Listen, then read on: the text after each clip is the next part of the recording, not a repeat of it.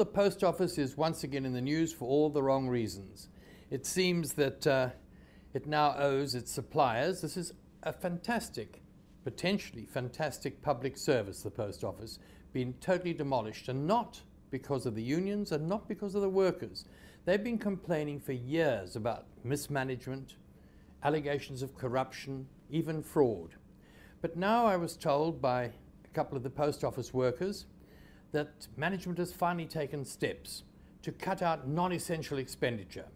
So there will no longer be any toilet paper in the head office in Pretoria.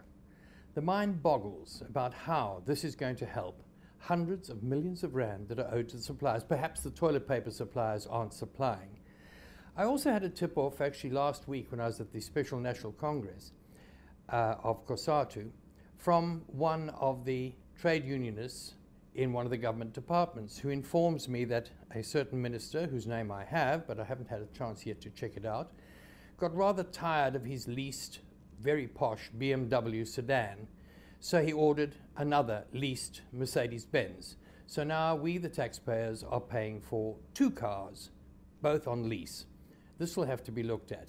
But also, before I get onto that, so there are a number of other items as well, I'd like to thank one of our readers from Johannesburg, Lita, who sent me a link to the news of the first fully automated hotel in the world, in where else? Japan. It opened this week, and it is literally fully automated. There are not even any keys or cards for your room. It's all done by facial recognition. You don't see a soul. Everything is done by card, credit card, and that's it. The only aspect of the hotel that has not yet been automated is the making of beds. This follows on from, in February, Mitsubishi Bank, in also Japan, introduced its first robot advisor, a robot that gives advice on financial packages, etc., where to get to an ATM, how to open a bank account, in 19 different languages. So here we see the future, and quite honestly, it terrifies me.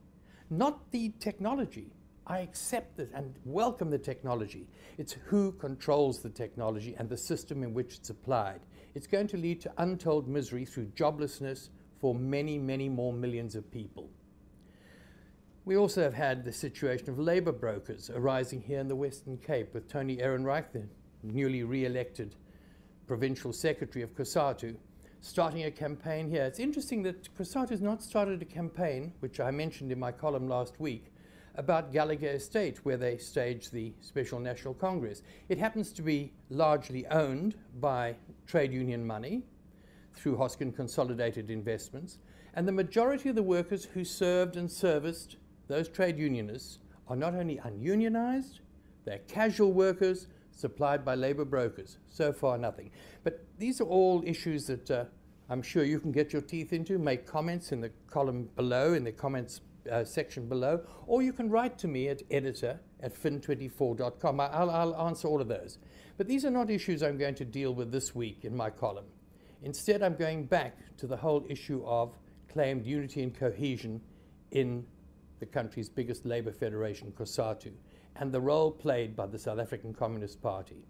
That's what I will deal with in Inside Labour, which you can read on this platform, Fin24, tomorrow, and a version of which will appear in the City Press business section on Sunday.